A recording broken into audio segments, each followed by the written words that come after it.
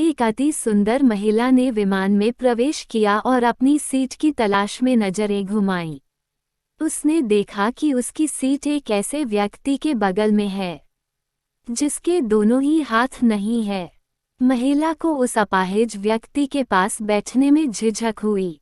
उस सुंदर महिला ने एयर होस्टेस से बोला, मैं इस सीट पर सुविधापूर्वक यात्रा नहीं कर पाऊंगी क्योंकि साथ की सीट पर जो व्यक्ति बैठा हुआ है उसके दोनों हाथ नहीं हैं। उस सुंदर महिला ने एयर होस्टेस से सीट बदलने हेतु आग्रह किया। असहज हुई एयर होस्टेस ने पूछा, मैम क्या मुझे कारण बता सकती है? सुंदर महिला ने जवाब दिया, मैं ऐसे लोगों को पसंद नहीं करती। मैं ऐसे व्यक्ति के पास बैठकर यात्रा नहीं कर पाऊंगी। दिखने में पढ़ी लिखी और विनम्र प्रतीत होने वाली महिला की यह बात सुनकर एयर होस्टेस अचंभित हो गई। महिला ने एक बार फिर एयर होस्टेस से जोर देकर कहा कि मैं उस सीट पर नहीं बैठ सकती, अतः मुझे कोई दूसरी सीट दे दी जाए। एयर होस्टेस ने खाली सीट की तलाश में चारों ओर नजर घुमाई पर कोई भी सीट खाली नहीं दिखी। एयर होस्टेस ने महिला से कहा कि मैडम इस इकोनॉमी क्लास में कोई सीट खाली नहीं है, किंतु यात्रियों की सुविधा का ध्यान रखना हमारा दायित्व है, अतः मैं विमान के कप्तान से बात करती हूँ।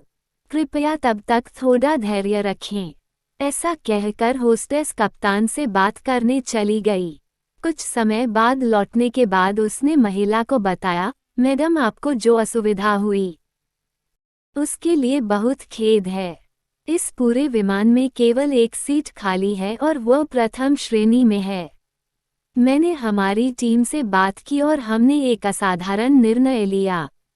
एक यात्री को इकोनॉमी क्लास से प्रथम श्रेणी में भेजने का कार्य हमारी कंपनी के इतिहास में पहली बार हो रहा है। सुंदर महिला अत्यंत प्रसन्न हो गई, किंतु इसके पहले कि वह अपनी प्रतिक्रिया व्यक्त करती और एक शब्द भी बोल पाती, एयर होस्टेस उस अपाहिज और दोनों हाथ विहीन व्यक्ति की ओर बढ़ गई और विनम्रतापूर्वक उनसे पूछा, सर क्या आप प्रथम श्रेणी में जा सकेंगे? क्योंकि हम नहीं चाहते कि आप एक अशिष्ट यात्री के साथ यात्रा करके परेशान हों। ये बात सुनकर सभी यात्रियों ने ताली बजाकर इस निर्णय का स्वागत किया। वह अति सुंदर दिखने वाली महिला तो अब शर्म से नजरें ही नहीं उठा पा रही थी। तब उस अपाहिज व्यक्ति ने खड़े होकर कहा, मैं एक भूतपूर्व सैनिक हूं और मैंने एक ऑपरेशन के दौरान कश्मीर सीमा पर हुए बम विस्फोट में अपने दोनों हाथ खोए थे। सबसे पहले जब मैंने इन देवी जी की चर्चा सुनी तब मैं सोच रहा था कि मैंने भी किन लोगों की सुरक्षा के लिए अपनी जान जोखिम में डाली और अपने हाथ खोए। लेकिन जब आप सभी की प्रतिक्रिया देखी तो अब अपने आप पर गर्व महसूस हो रहा है कि मैंने अपने देश और देशवासियों की खातिर अपने दोनों हाथ खोए। और इतना कहकर वह प्रथम श्रेणी में चले गए। सुंदर महिला पूरी तरह से शर्मिंदा होकर सर झुकाए सीट पर बैठ गई। भाव यही है कि अगर विचारों में उदारता नहीं है तो ऐसी सुंदरता का भी कोई मोल नहीं रह जाता है।